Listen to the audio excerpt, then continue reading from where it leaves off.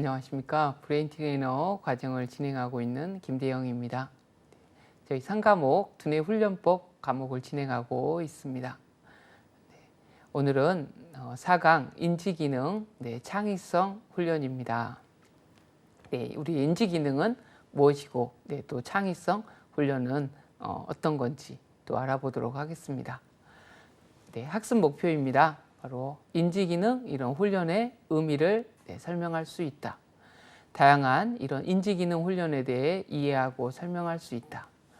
창의성 훈련의 의미를 설명할 수 있다.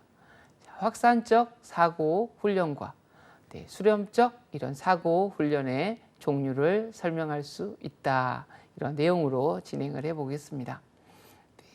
인지기능, 인지기능 하면 또 조금 어려운 내용이구나 이렇게 생각할 수도 있는데요. 또 의외로 오히려 인지기능 훈련이 훨씬 더 또 쉬운 부분이 있습니다. 인지기능 또 저희가 계속 두뇌의 구조와 기능에서 배웠던 우리 뇌의 다양한 기능과 연결되어 있다고 볼 수가 있습니다. 자, 인지기능 이런 훈련이란 바로 인지능력은 어떤 작업을 수행하기 위한 바로 정신적 처리에 필요한 이런 뇌 기반 기술이다 볼 수가 있습니다. 자, 인지 능력은 바로 지식이라기보다는 뇌가 어떻게 학습하고 기억하며 집중하는지에 대한 방법과 관련이 있습니다. 이런 가장 단순한 것에서부터 바로 복잡한 작업까지 모든 과제를 이렇게 나누어 보면 그 과제를 성공적으로 완수하기 위한 여러 인지 기술로 나누어집니다. 이런 인지 능력도 근육과 같이 잘 사용하지 않으면 시간이 지남에 따라 쇠퇴하며 또 적절히 훈련하면 시간이 지남에 따라 능력이 향상이 됩니다. 우리의 모든 이런 신체적, 정서적, 인지적, 생리적인 부분들이 사용하면 할수록 강화되고 사용하지 않으면 약화된다는 거죠. 바로 인간의 뇌는 가소성을 가지고 있기 때문에 특정한 활동을 오랫동안 반복하거나 학습했을 때 뇌의 변화가 가능합니다. 자, 이런 의미에서 바로 기억력이라든가 언어 능력, 또 계산 능력 등과 같은 여러 가지 이런 인지기능 훈련을 꾸준히 하면 바로 신경세포 간에 바로 시냅스의 수가 증가하게 됩니다. 자, 이러한 변화는 바로 젊은 사람뿐만 아니라 노인에게도 나타납니다. 즉 꾸준하게 이렇게 집중하고 계산하는 등 인지기능 이런 훈련을 반복한다면 바로 시냅스의 연결고리를 튼튼하게 하여 노화로 인한 뇌 인지기능 저하를 늦출 수가 있습니다. 인지기능 이런 훈련의 이런 개념인데요. 바로 인지기능 이런 훈련은 바로 두뇌의 여러 가지 이런 기능인 집중력이라든가 기억력, 이런 시공간 능력, 언어 능력, 판단력, 계산 능력 및 바로 조절 능력 같은 인지 능력을 바로 집중적으로 사용하는 이런 활동을 의미합니다. 자, 인지 기능 이런 훈련 방법은 바로 훈련하고자 하는 인지 기능을 사용할 수 있는 이런 훈련 과제를 집중적으로 다루어 보는 거죠. 훈련 과제는 바로 연령과 인지 능력 이런 수준 등 바로 대상과 상황에 따라 다양한 형태로 고안될 수 있습니다.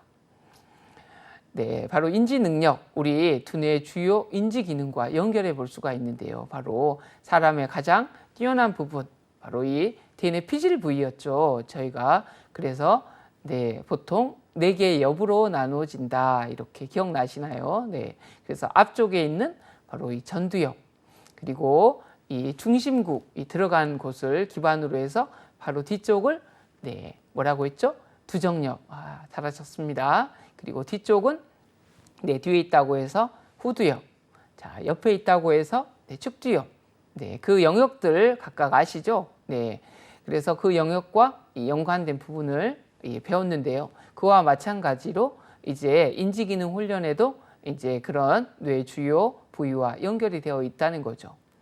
그래서 전두엽은 이런 주의 집중이라든가 어휘력, 융통성, 동기부여, 판단, 충동, 통제 등과 연관이 되어 있고요. 이 두정엽의 대표적인 이 감각이 바로 이 체감각 피질이 있었죠. 중심구의 뒤쪽에. 그래서 이런 시공간 기능, 이 방향 감각을 담당하고 또 좌우를 구분하고 또 계산 능력 등을 담당합니다. 또 측뒤엽은 기억력이라든가 이해력, 청각 처리를 담당하고 후뒤엽은 바로 시각 처리를 담당하는 그런 인지 기능과 연관되어 있다는 것, 이렇게 관련돼서 볼 수가 있습니다. 이런 인지 기능을 위한 먼저 기본 지침을 보도록 하겠습니다. 바로 신체 활동, 이런 것들이 다 우리 인지 기능 향상을 위한 것과 연결되어 있다 볼 수가 있습니다. 신체 활동을 하면 바로 이 뇌 속에서 이 신경 성장 인자의 바로 생산과 분비가 증가되는데요. 이 성장 인자는 뇌세포의 증식과 수상돌기의 증식을 촉진한다. 우리의 이제 뇌 속에서 이런 비료와 같은 역할, 우리 식물에 비료를 주면 어떻게 되죠? 아주 잘 자라죠. 그런 비료와 같은 이런 물질이 발견이 됐는데 그게 이제 신경 성장 인자라는 겁니다. 보통 한 4가지 정도가 있는데 바로 이 신경 성장 인자가 분비가 촉진되면 바로 이제 이런 뇌세포의 증식과 수상돌기 증식을 촉진해 준다고 해서 본래 이런 뇌과학에서는 뭐 기적이란 말을 잘 안 씁니다. 그런데 이 뇌 속에 이 기적의 물질이다 이렇게 신경 성장 인자를 이야기합니다. 그 중에서 뭐 BDNF라고 해서 이 뇌유래 신경 성장 인자다. 이제 이런 게 이런 신체 활동이라든가 또 좋은 영양을 흡수했을 때 그리고 수면을 잘 취했을 때 이런 신경 성장 인자가 많이 활성화되는 것을 최근 연구로 이게 밝혀졌습니다. 특히 이런 해마 부위와 바로 대뇌피질, 그 중에서도 바로 전두엽에 주로 작용하며 기억력과 기획, 집행 능력에 관련된 두뇌의 이런 네트워크가 강화된다는 겁니다. 대뇌 활동, 바로 독서라든가 암기하기 등 바로 자뇌를 활성화하는 활동, 또 우뇌의 이런 활성화를 촉진하는 시공간 능력, 감정과 관련된 뇌 활동, 전두엽의 주요 기능인 운동 기능, 동기 창출 능력, 기획 기능, 충돌 조절 능력 등 바로 대뇌의 활동을 이런 촉진하는 또 활동을 하면 인지장애에 걸릴 위험이 낮아지게 됩니다. 또 체지방 관리, 이 40대에 바로 복부 비만의 경우 노년기가 되면 인지기능 이런 상태가 좋지 않을 가능성이 높습니다. 체지방 관리를 위한 이런 식습관으로 바로 규칙적인 식사, 그리고 천천히 먹기, 채소를 충분히 먹는 습관, 또 설탕이 많이 들어간 음식을 줄이는 것 등이 있습니다. 뇌가 기능을 잘 하기 위해서 가장 중요한 것은 바로 규칙적으로 골고루 적당히 먹는 것입니다. 또 사회활동 같은 거 필요하겠죠. 바로 사회활동은 뇌를 강하게 자극합니다. 이런 기능적인 MRI 연구 결과 이런 시선의 마주침만으로도 뇌의 편도체가 자극이 됩니다. 대체적으로 이렇게 혼자서 외롭게 지내는 사람은 치매에 걸릴 확률이 높고요. 사회활동을 활발하게 하는 사람은 치매에 걸릴 위험이 낮아집니다. 또 금연 아주 중요하죠. 바로 흡연은 이런 동맥 경화증을 유발해서 뇌혈관과 심장 혈관을 좁게 만듭니다. 흡연을 하면 이 몸속에 유해 산소가 늘어나고 염증 반응이 생기면서 바로 신경세포가 퇴화됩니다. 이렇게 되면 인지 기능이 저하되어 치매와 같은 바로 뇌질환이 생겨나는 환경이 조성되게 됩니다. 또 술 절제, 알코올은 소뇌를 위축시키고 뇌량을 얇게 만듭니다. 이런 과음과 폭음은 또 인지장애에 걸릴 확률을 높이는 거죠. 그러니까 인지 기능을 위한 이런 생활적인 부분의 기본 지침이 아주 중요하다고 볼 수 있겠습니다. 이제 인지 기능 실제 훈련을 좀 보도록 하겠습니다. 주의 집중 훈련입니다. 주의는 바로 주변의 이런 다양한 자극 중에서 현재의 과제와 관련된 이런 것에만 반응을 하는 바로 의식의 선택적이고 이 집중적인 이런 활동 상태를 말합니다. 주의 집중력은 많은 자극 중에서 특정한 이런 대상으로 범위를 명확히 해서 이를 선택하여 집중하는 힘이라고 볼 수가 있습니다. 주의 집중력에는 바로 주의를 산만하게 만드는 이 자극들을 차단할 수 있는 능력, 또 주의를 지속할 수 있는 능력, 또 동시에 여러 자극을 인식하고 반응할 수 있는 능력, 또 집중하는 이런 대상을 재빨리 바꿀 수 있는 능력도 포함이 됩니다. 자, 주의 집중 훈련의 A씨를 보도록 하겠습니다. 우리 또 교재, 우리 브레인 트레이너 자격 지침서에 있는 내용이니까 직접 한번 풀어보시면서 인지 기능을 높이시면 좋을 것 같습니다. 네, 주의 집중 훈련의 A씨입니다. 네, 자, 기호 암기 풀기인데요. 전두엽을 활성화하는 주의 집중 및 유추 활동입니다. 자, 각 자음과 이런 모음에 해당하는 기호를 참조하여 제시된 이런 암호를 풀어보는 겁니다. 그래서 각 이런 기호에 해당하는 자음과 모음이 있죠. 그래서 우리 브레인 트레이너 자격 시험 지침서 내용을 보면서 직접 풀어보시면 좋을 것 같습니다. 그래서 우리 찾아보시면 이런 꼭새 같은 경우는 디귿 이런 식으로 W는 우 해가지고 이렇게 이제 풀어보는 거죠. 그랬더니 바로 두뇌 또 건강 이렇게 주의를 집중해야만 풀 수가 있는 거죠. 자, 기호 암기 풀기였습니다. 또 번갈아 이름 대기, 전두엽을 활성화하는 분리 주의 및 단어 유창성 활동이다. 우리 TV에 1박 2일 같은 프로그램에서 많이 하는 거죠. 다 이런 것도 인지 기능을 높여주는 훈련입니다.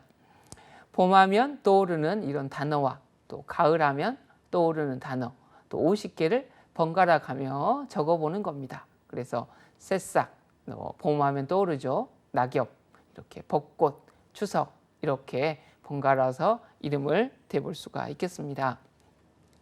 자, 이런 게 이제 훈련이었고요. 또 기억 훈련. 기억의 의미, 저희가 기억에 대한 뇌의 구조와 기능도 배웠습니다. 바로 기억은 경험한 것을 특정 형태로 이렇게 저장하였다가 나중에 재생 또는 재구성하는 정신 기능인데요. 이런 기억 기능에는 바로 경험을 저장하는 기능, 또 저장된 내용이 망각되지 않도록 유지하는 기능, 또 유지하고 있는 사항을 회상하는 이런 기능을 포함하고 있습니다. 이런 기억을 촉진하는 방법이 여러 개 있는데요. 바로 이 청킹. 이 청킹은 바로 여러 개로 이렇게 분리된 정보 조각들을 이렇게 모아서 하나의 큰 것으로 만들기 위해 연결 방법을 찾는 것을 의미하며 서로 분리된 이런 신경망을 함께 연결시키는 효과적인 방법인데요. 바로 이 청킹의 대표적인 게 우리 핸드폰을 어떻게 이렇게 예를 들어서 010 한꺼번에 쭉 말하는 게 아니라 핸드폰 번호 말할 때 010 1234 5678 이렇게 끊어서 하죠. 이렇게 분리해서 숫자나 단어를 분리해서 이렇게 외우는 방법이 청킹이다 볼 수 있습니다. 정교화는 바로 기존의 지식과 새로운 지식 사이에 이런 관련성을 찾아서 개념의 조직망을 만드는 데 도움을 주는 방법이다 보고요. 또 시각화는 바로 이미지를 기반으로 하는 이런 시각화는 학습자에게 시각적 관점을 제공하고 자우뇌를 동시에 사용하게 하는 방법이다 볼 수 있습니다. 또 정서도 활용하는 게 중요하겠죠. 대상자의 정서를 고려하고 훈련 및 이런 교육 활동에 정서를 통합하는 거죠. 정서는 자체로도 중요할 뿐 아니라 바로 정서 활용을 통해 주의, 의미, 그리고 기억을 유도함으로써 정보 처리 과정을 촉진할 수가 있습니다. 바로 이런 기억 훈련의 예시를 보겠습니다. 자, 우리 작업 기억, 우리 기억 중에서 작업 기억, 일상생활에서 가장 필요한 이런 기억이었죠. 자, 전두엽을 활성화하는 작업 기억 활동의 예시를 보겠습니다. 100에서 13을 순차적으로 빼본다. 한번 빼보십시오. 87, 그다음에 74 이렇게 해서 뺄 수 있죠. 또 전화번호, 우리 핸드폰 번호를 거꾸로 한번 말해보세요. 또 긴 단어를 거꾸로 말해보세요. 또 장기나 바둑에서 다음 수를 생각해 보세요. 이런 것들이 작업 기억을 훈련하는 방법입니다.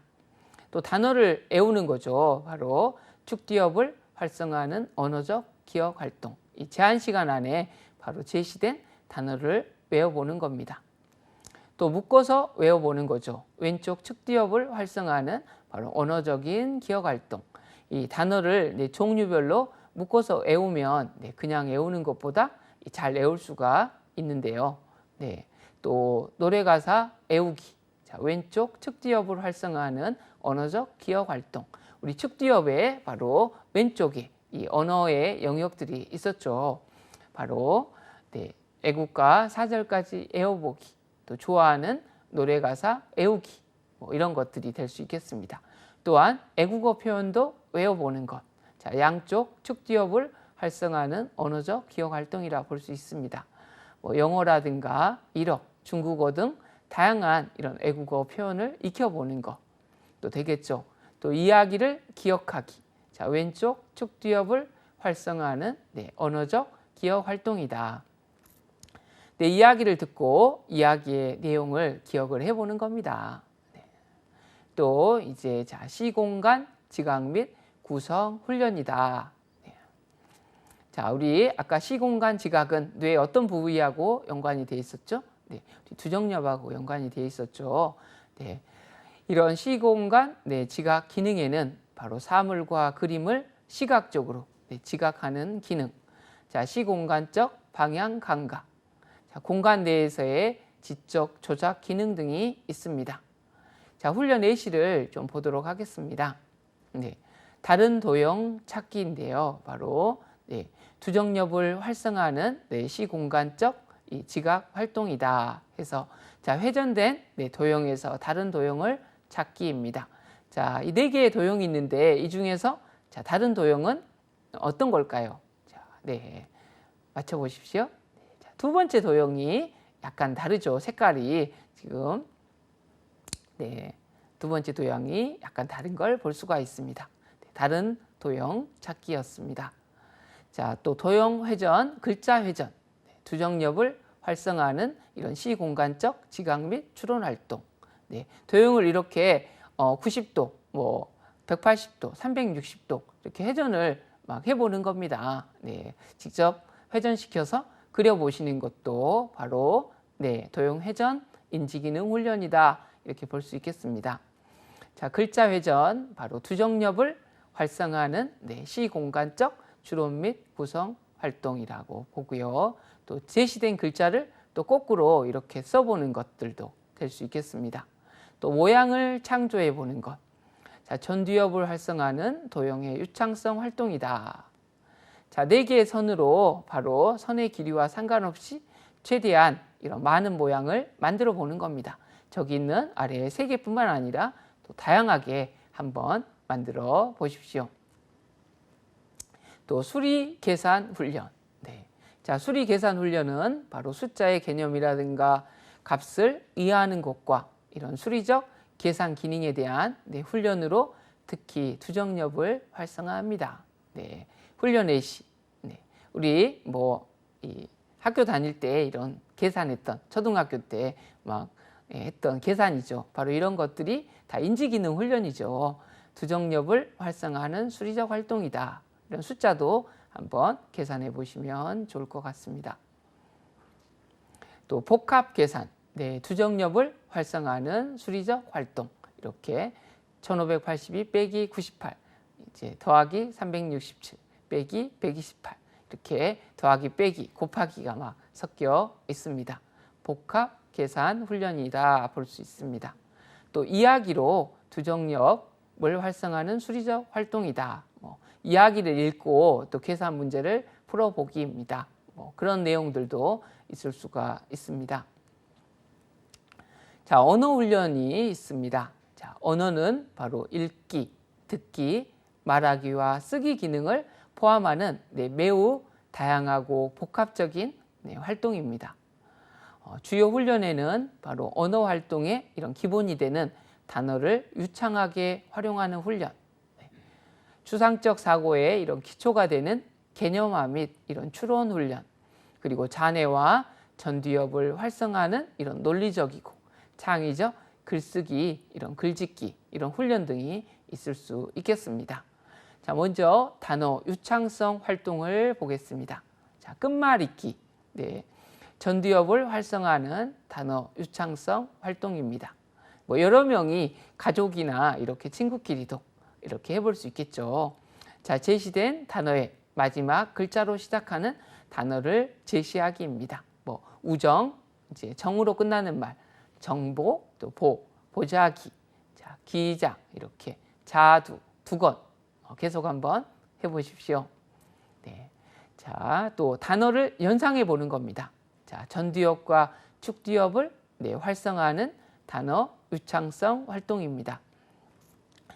자, 제시된 단어와 연관되는 단어를 10개 이상 적어보기입니다. 네.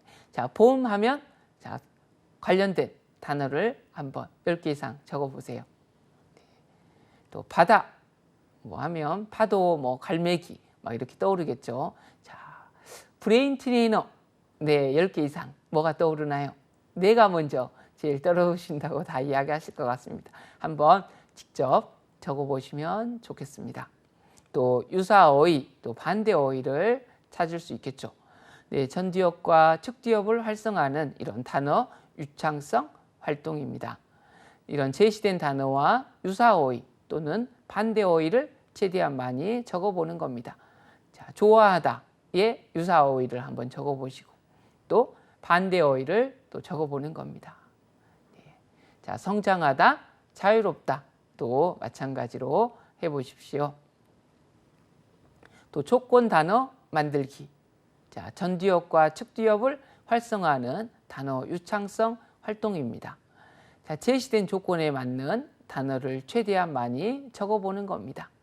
자, 빨간 것 하면 떠오르는 단어를 이야기해 보세요.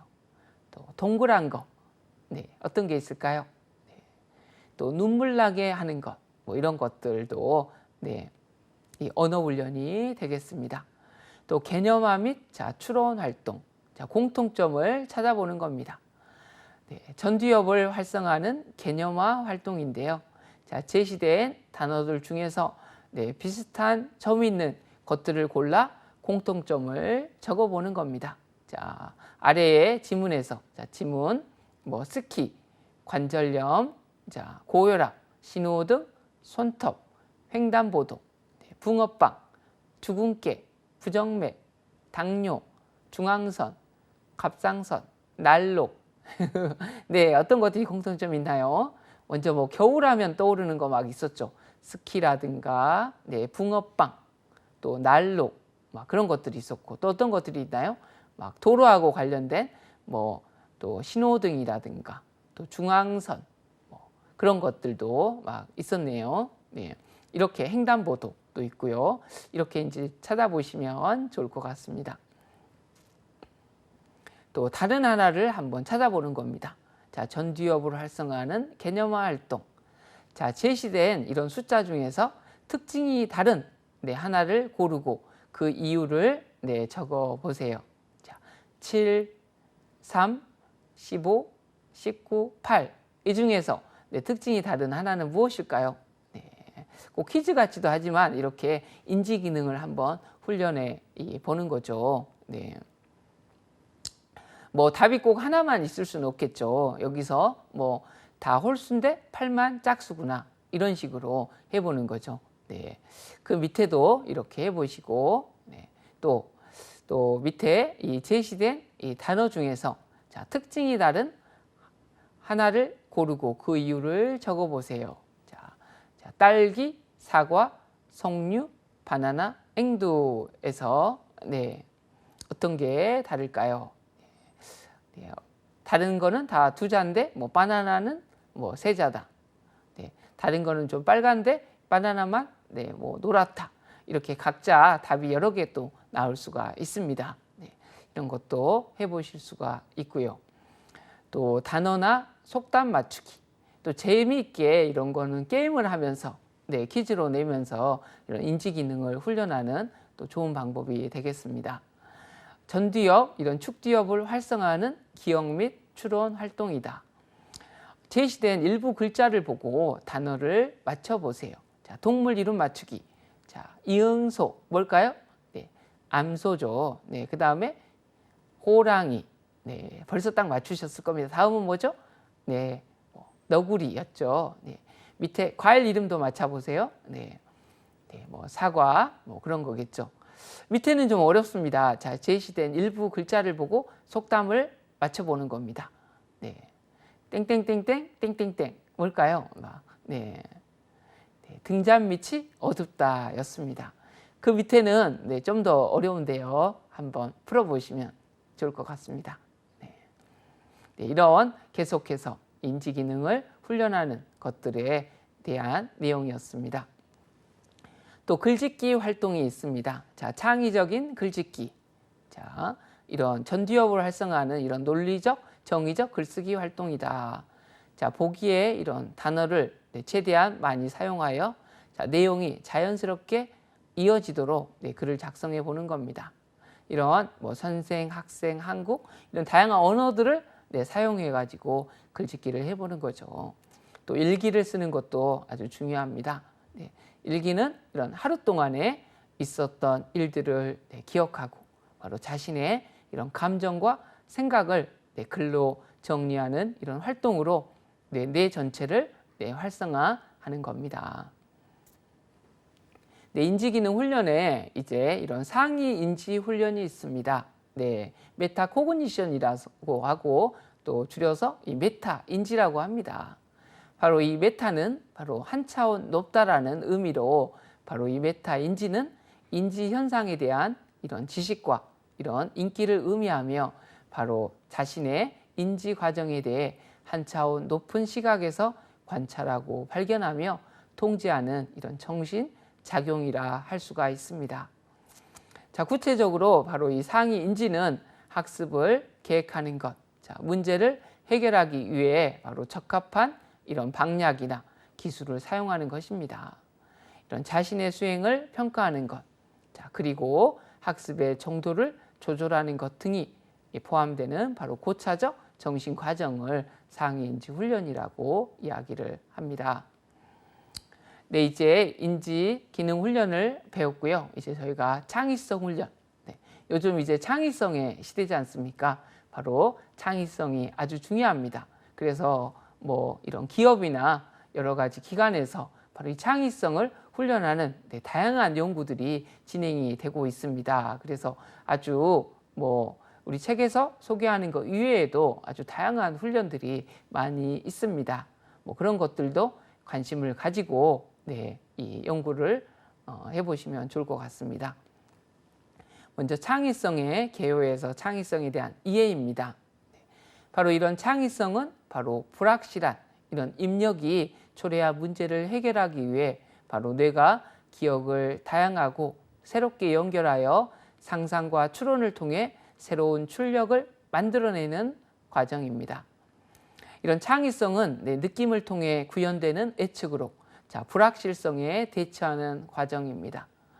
자, 이런 느낌은 바로 불확실하고 예측, 불가능한 환경에 효과적으로 대처할 수 있도록 두뇌가 진화시킨 고도의 인지적인 이런 기능입니다. 하지만 이런 창의성은 완전히 이런 새로운 것의 창출이라기보다는 바로 존재하는 다양한 이러한 연결성의 결합으로 이루어질 때가 많습니다. 창의성 발현을 위해서는 바로 대부분의 경우 많은 경험과 축적을 필요로 합니다.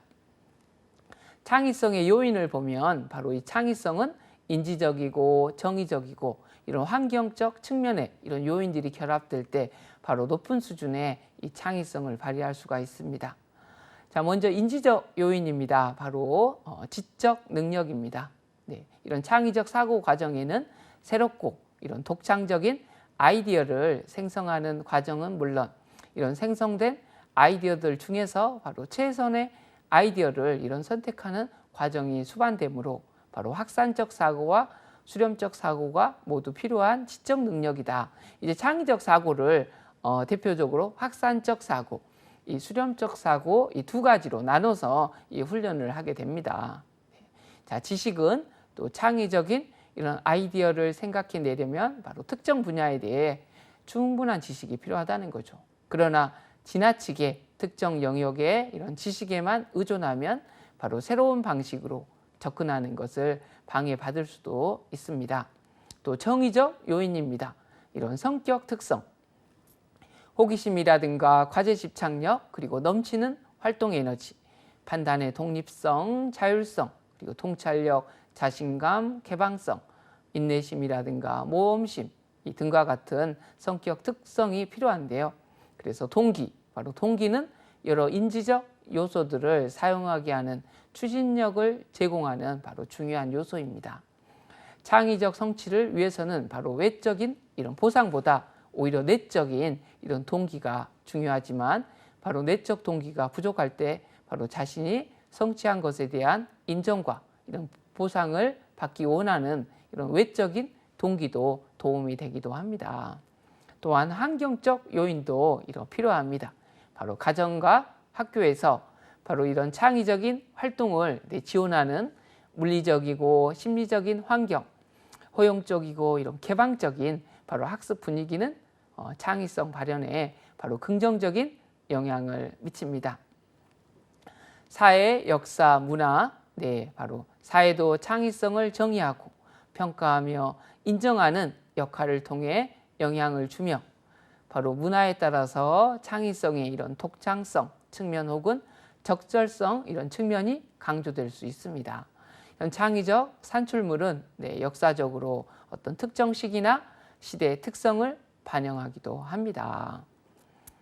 또 개인적인 요인이 있습니다. 바로 기존의 이런 사고 틀을 유지하는 바로 습관을 가지는 경우 새로운 경험을 가질 기회가 줄어듭니다.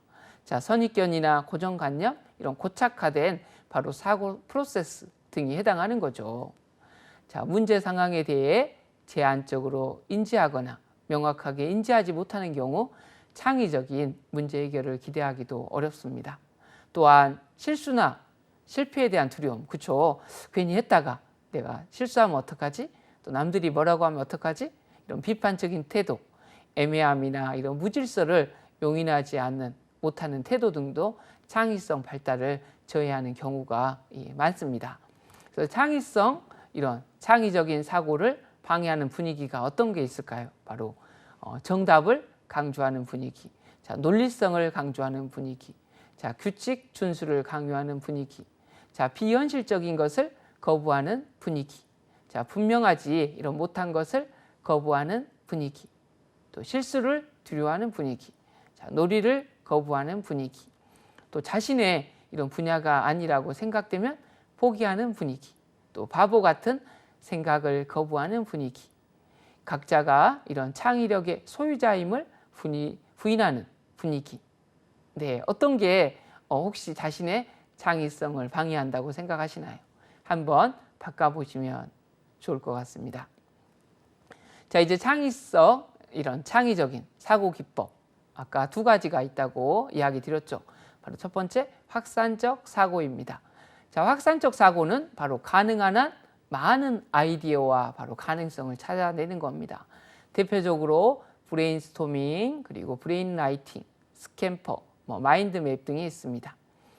확산적 사고를 위한 지침으로는 판단 지연이 있는데요. 이 판단 지연은 판단을 하지 않는 것이 아니라 바로 확산적 사고 과정에서 아이디어를 좋거나 나쁘다고 판단하는 것을 피하는 것입니다. 이건 좋은 아이디어야, 나쁜 아이디어야. 이렇게 판단을 해버리면 이 아이디어를 내기가 어렵다는 거죠. 또 결합과 구축. 자, 하나의 아이디어를 토대로 바로 다른 아이디어를 만들고 결합을 통해 향상하는 겁니다. 자, 엉뚱한 이런 아이디어를 탐색하는 건데요. 자, 엉뚱한 아이디어는 비범한 아이디어를 발견하는 데 도움이 됩니다. 또한 수량, 바로 충분한 시간을 가지고 잠재적 선택 목록을 길게 만드는 것이 필요합니다. 자, 반대로 이제 수렴적 사고입니다.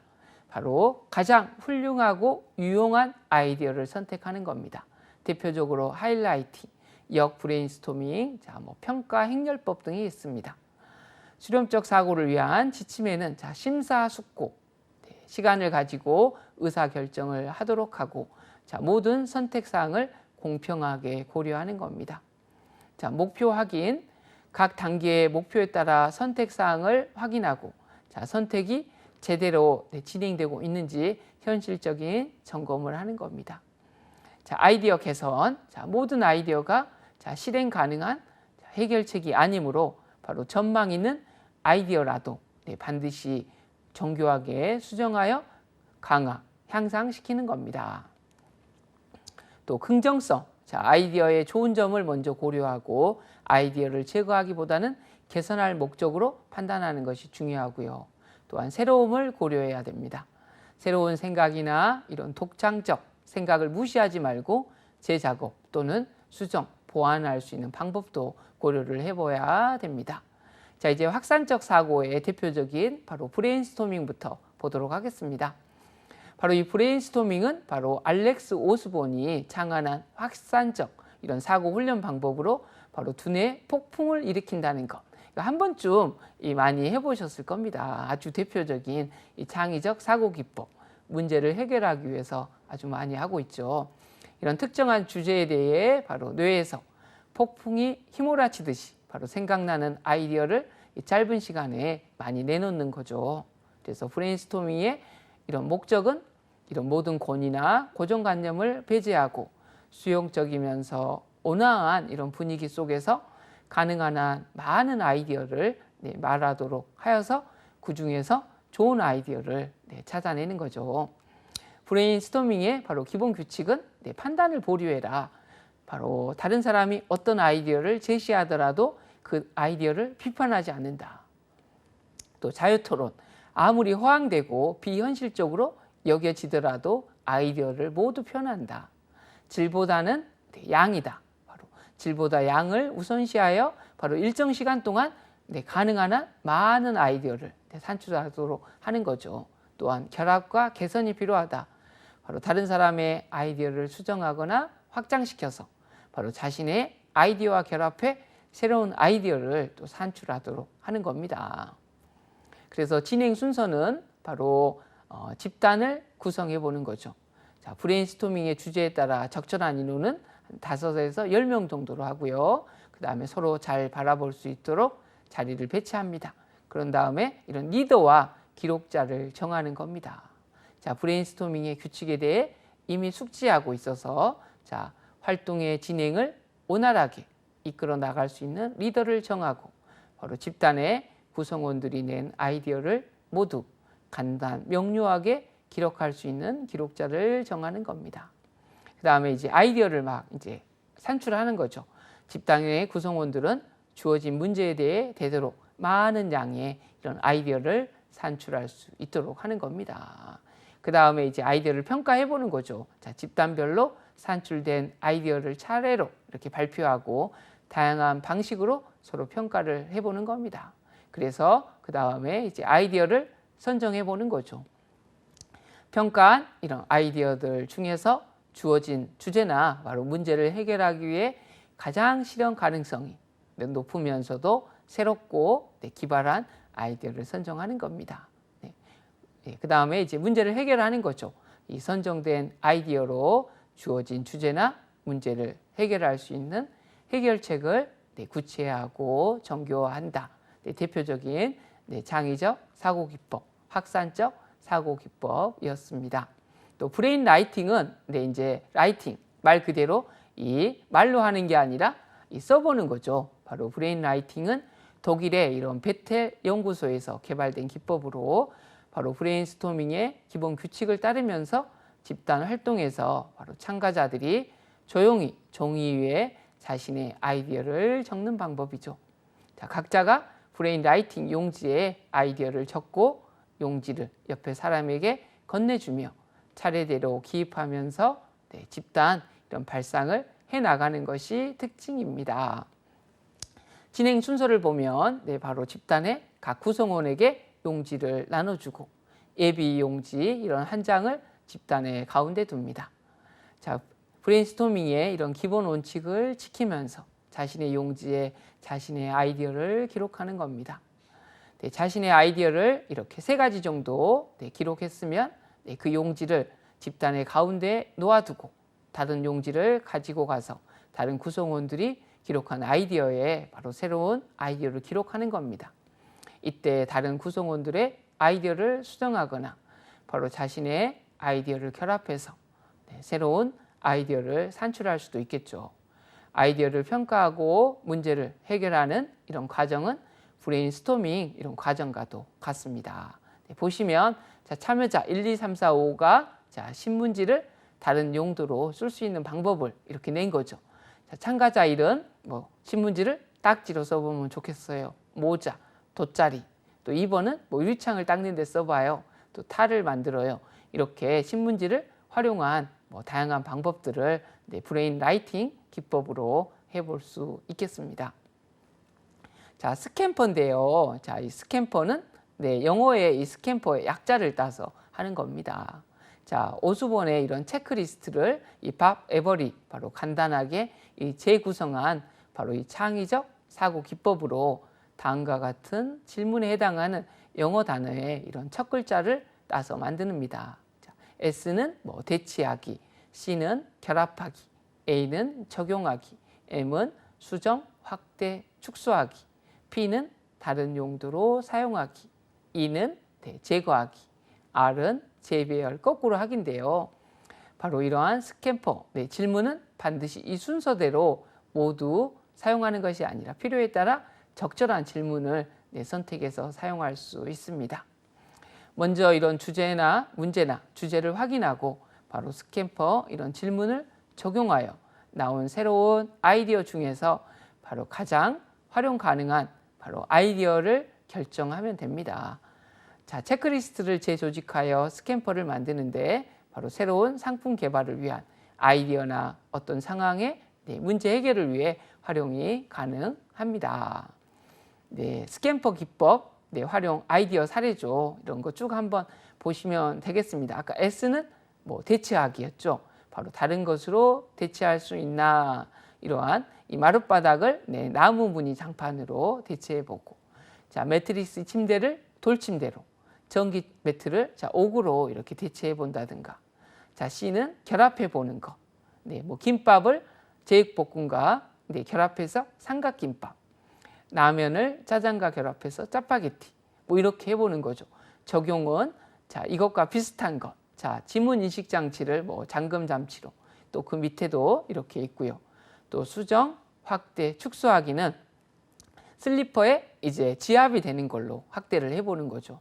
자, 버스를 또 2층 버스로 확대를 해보는 거고요. P는 또 다른 용도로 사용해 보는 겁니다. 우리 소뚜껑을 이 삼겹살로 구워 먹을 때 사용하는 거고, 이런 것들 몇 가지 있고요. 또 제거해 보는 것, 자, 무설탕 캔디에서 설탕을 제거해 보는 것. 또 재배열, 또 거꾸로 하기, 순서를 바꿔보는 거죠. 누드 김밥, 김과 이런 밥의 비율을 바꿔보는 것도 있겠습니다. 또 학산적 사고의 또 대표적인 바로 이 마인드 맵입니다. 바로 1970년대 토니 부잔에 의해 바로 이 창안된 이 기법인 이 마인드 맵은 바로 핵심어라든가 이미지, 컬러, 기호, 상징 등을 사용해서 바로 핵심 개념들 간의 바로 상호 관련성이나 이 통합성을 시각적으로 표현함으로써 창의적 사고를 유도하는 방법이죠. 우리 학교나 그런 곳에서 또 어떤 다양한 기업에서 아주 많이 하고 있죠.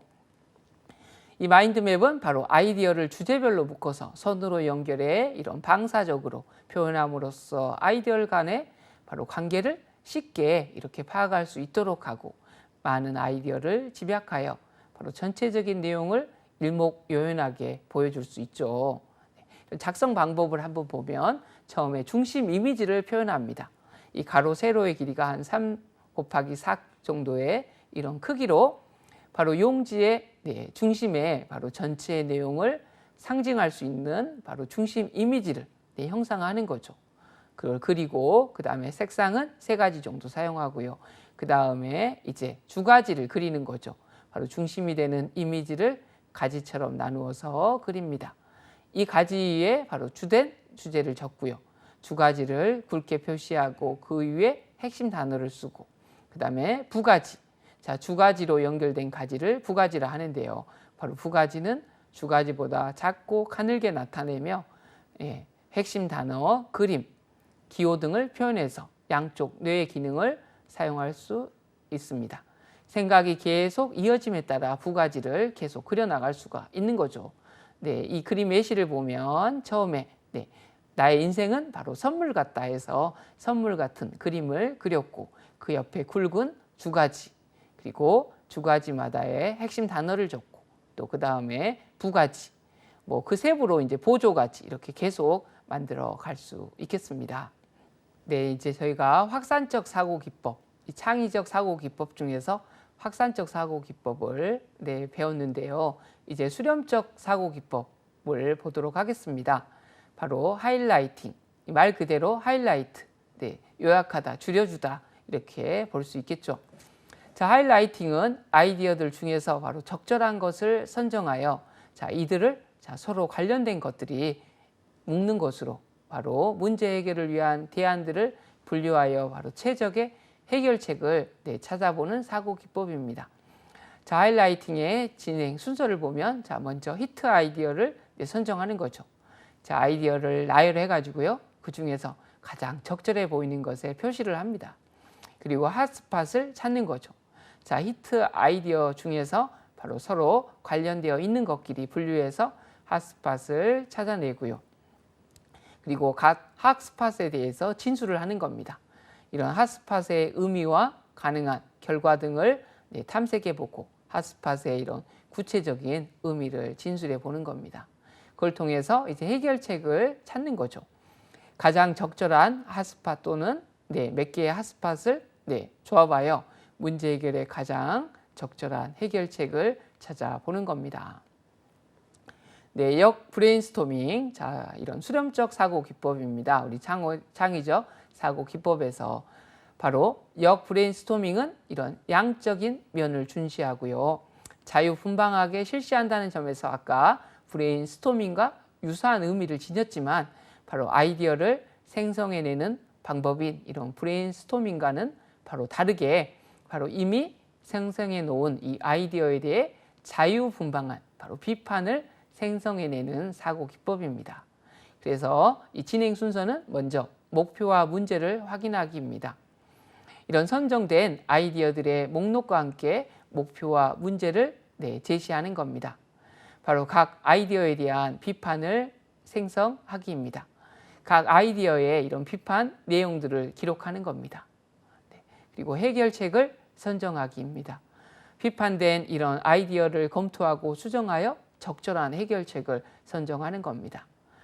실천 계획을 세우기. 자, 선정된 이런 해결책의 실천 계획을 세워보는 겁니다.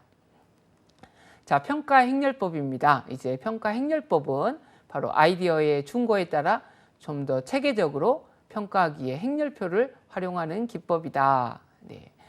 진행 순서는 행렬표. 왼쪽에는 평가하는 아이디어를 쭉 적고요. 자, 오른쪽에는 아이디어를 평가할 때 사용하는 충고를 적는 겁니다. 그래서 이제 행렬표를 완성하는 거죠. 충고에 따라 이런 평정 체제를 정해서 각 아이디어에 대한 이런 평가를 행렬표에 기록을 하는 겁니다. 그래서 결과를 해석하는 거죠.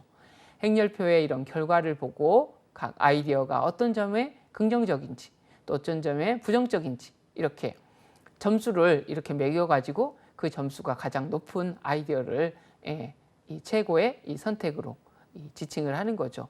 자, 아이디어의 이런 강점을 부각하고 약점을 보강하여 최선의 아이디어를 찾아내는 방법이다 볼 수 있겠습니다.